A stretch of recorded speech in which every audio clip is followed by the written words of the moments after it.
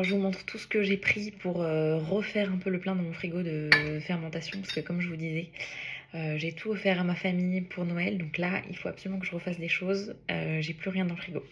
Donc je vais faire basique, des petits bâtonnets de carottes en saumure. Je vais faire ma choucroute de chou rouge, ail gingembre préférée. Ces recettes, elles sont déjà postées, hein, vous pouvez les retrouver. Je vais relancer un vinaigre de pomme aussi, parce que pareil, j'en ai plus.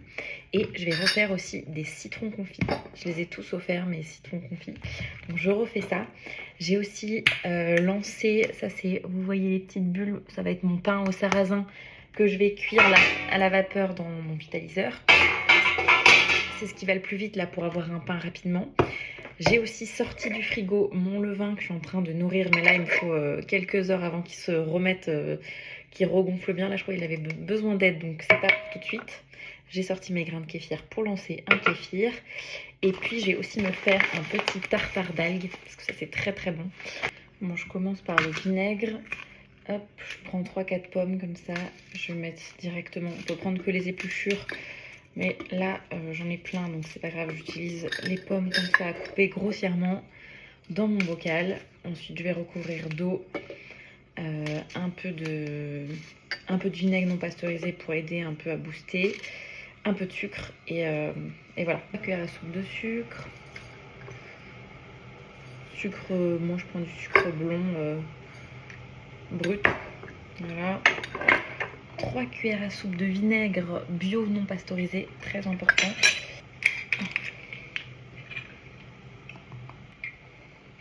De l'eau.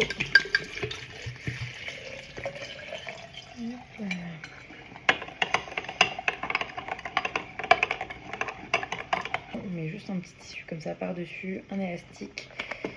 Et ça suffit. Chaque jour, il faudra bien mélanger pour toutes les petites épluchures qui sont en surface. Et puis surtout pour bien activer les levures. Voilà, première préparation, c'est bon. Dans le moule du vitaliseur, je vais mettre ma pâte de pain au sarrasin fermenté. On peut voir, elle est bien toute un peu mousseuse. Voilà, c'est parti. Bien fermenté. Ça sent hyper bon. Et voilà, je vais mettre ça dans la cuve de mon vitaliseur et je vais cuire ça 1 heure. Et dans 1 heure, j'aurai un magnifique pain.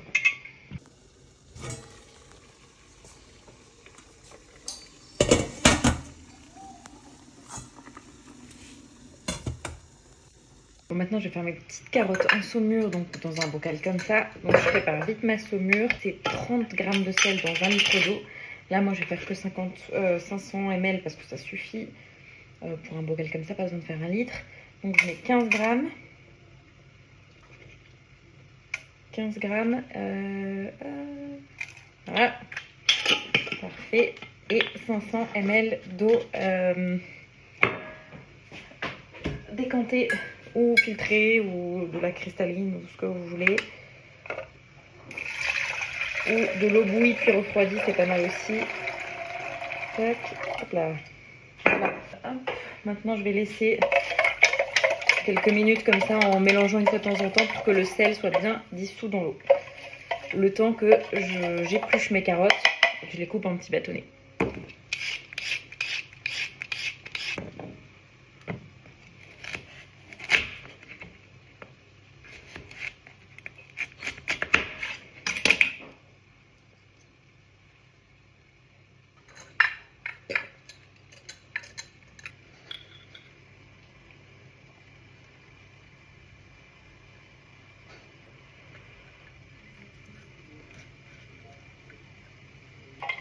Voilà, le sel est bien dissous, c'est le moment de recouvrir les légumes avec la saumure. Donc bien jusqu'en haut du pot, surtout que les carottes soient bien immergées au moment où on ferme le bocal. Hop, là, bon voilà. Tout est propre, tout est nickel, le joint en caoutchouc, on referme. Et c'est parti, on va laisser fermenter, on va plus ouvrir. Je vais le mettre sur une petite coupelle, histoire que, s'il y a des débordements, ça soit récupéré dans la coupelle. C'est pas grave si ça déborde, mais voilà, on n'ouvre plus. Premier pot fait. Faut maintenant je vais faire mes citrons lactofermentés au sel. Donc je vais utiliser mon gros sel là non raffiné. Pour les citrons confits, on va couper juste un tout petit peu le petit bout là comme ça. Tac. Ah. On coupe juste le petit bout comme ça. Les deux côtés d'ailleurs. Et on va entailler le citron comme ça en 4, mais sans aller jusqu'au bout. Donc comme ça.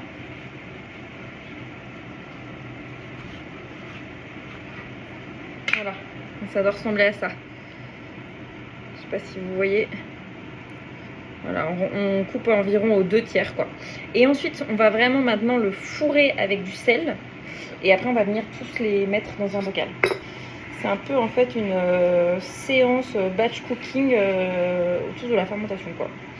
Comment remplir ton frigo quand tu rentres de vacances et que tu n'as plus rien. Normalement justement le but c'est d'avoir des fermentations dans le frigo, mais bon, quand tu as tout offert à ta famille, tu rentres chez toi et que vraiment en moins d'une heure tu peux te faire 3-4 bocaux de trucs trop cool. Voilà. Alors moi je commence par mettre un petit fond de sel au fond du bocal déjà. On pèse pas pour ces recettes-là. On va un petit fond de sel. Tac. Et vraiment, en fait, on va venir remplir à peu près une cuillère, une grosse cuillère à café ou une cuillère à soupe pour chaque citron, on va dire. Voilà. Je sais pas si ça me voit bien là. C'est bien fourré en sel.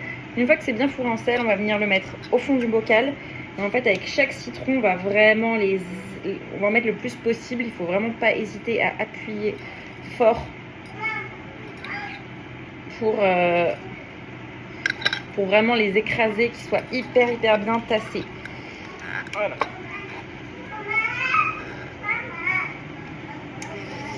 Voilà comment je vais finir cette vidéo. Tac.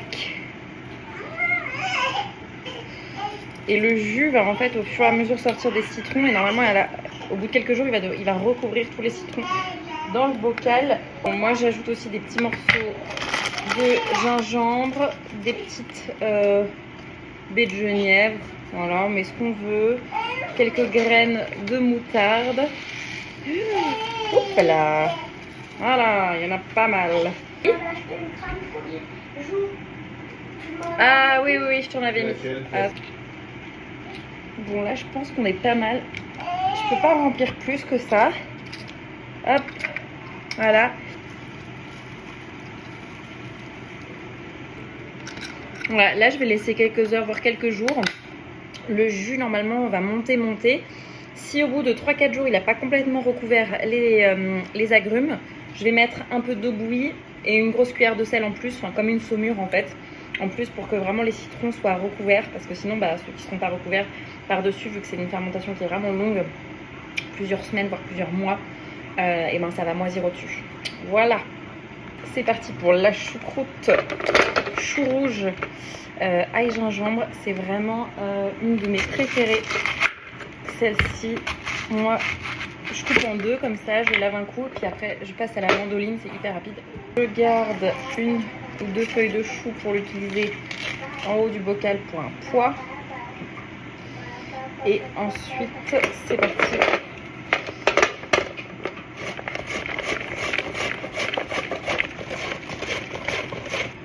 Alors ça y est, j'ai coupé tous les choux-fleurs, tous les choux rouges. Je vais peser combien j'en ai. On met 1% de sel, donc pour 1 kg 10 grammes on a 750 grammes. Ok, donc moi je vais mettre à peu près 8 grammes de sel.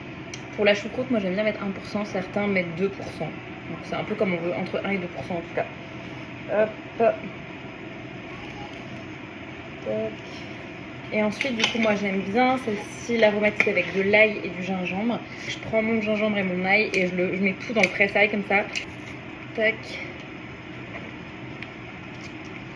C'est la vie, le presse-ail et le gingembre. Et pour ceux qui me demandent pourquoi je mets toujours du gingembre dans toutes mes recettes, c'est juste parce que c'est ma passion, le gingembre. J'ai pas de raison, c'est hyper bon pour la santé, surtout en hiver, au niveau digestion, on a des nausées. Enfin, franchement le gingembre c'est bon à toute épreuve. Donc moi voilà, puis j'aime tellement le goût que oula. Voilà pourquoi j'en mets partout. Et donc là maintenant avec les mains on y va Et on va vraiment, alors là, je reçois souvent aussi la question, mais je comprends pas, moi il n'y avait pas de jus dans mon... Bah faut vraiment y aller, hein. C'est-à-dire que des fois ça prend 5 minutes si le chou est très frais. Là le mien, j'avoue qu'il est hyper frais, je vois qu'il est déjà bien juteux.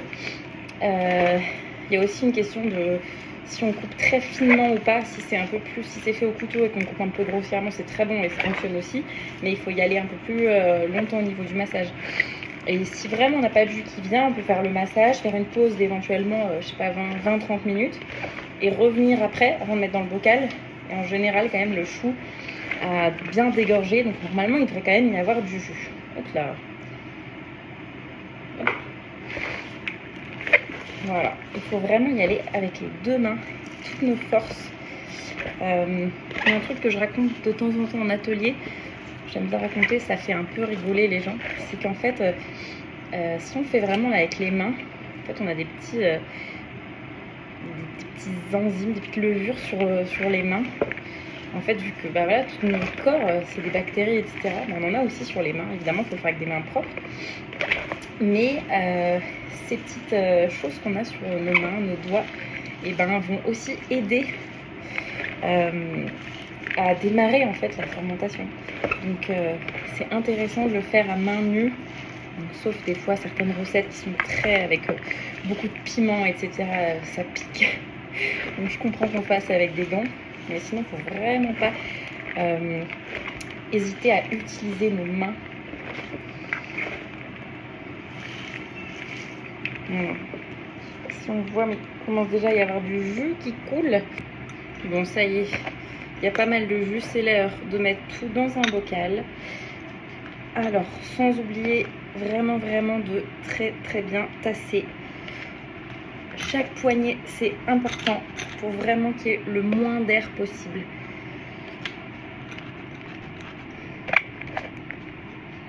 Ça aussi qui va permettre que le chou soit bien immergé dans son jus. Je sais pas si vous voyez, ça fait remonter le jus. Hop là. La question c'est que je sais jamais si ça va rentrer dans le bocal, mais je pense que ça va être parfait. Yes. Voilà, c'est important ouais, que le bocal soit bien rempli aussi.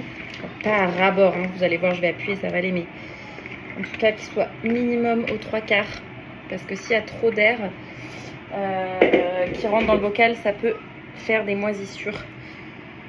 Bon, là c'est pas mal. Voilà. Il y a ce qu'il faut en jus.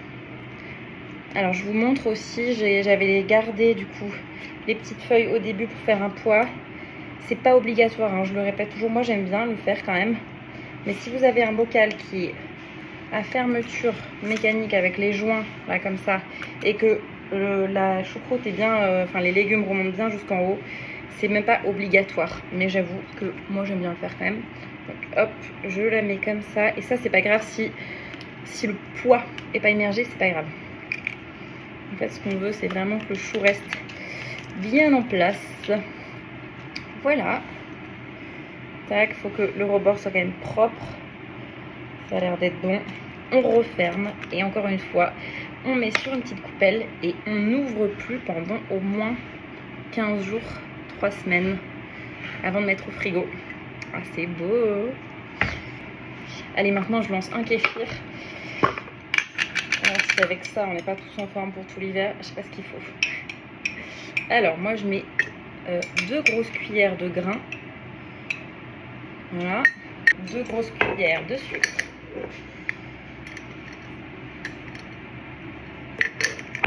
Deux rondelles de citron.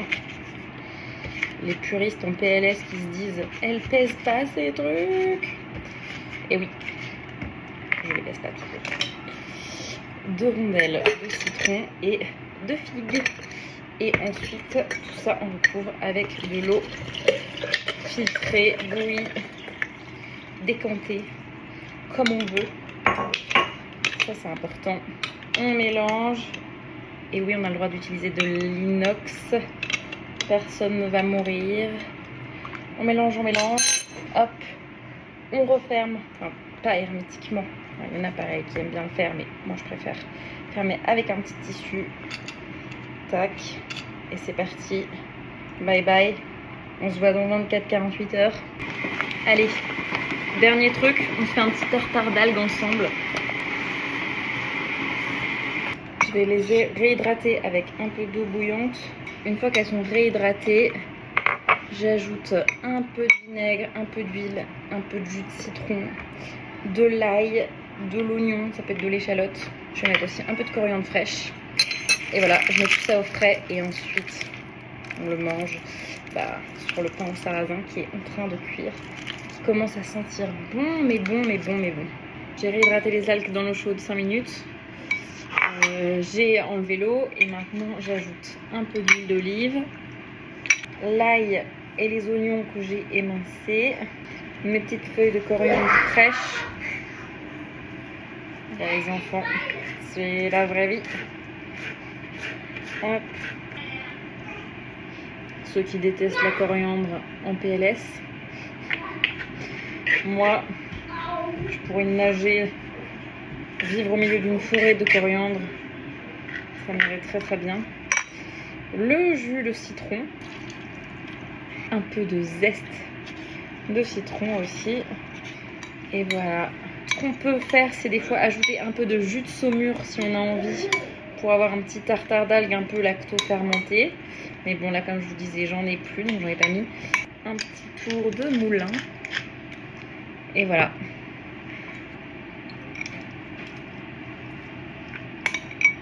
Garde sans souci quelques jours au frais.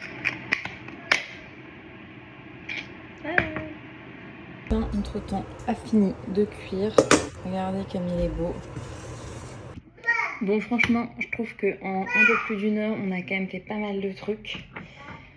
Les carottes lacto-fermentées, la choucroute de chou rouge, gingembre, ail, les citrons lacto-fermentés au sel. On a lancé un kéfir. On a lancé un vinaigre de pomme. On a fait un tartare d'algues.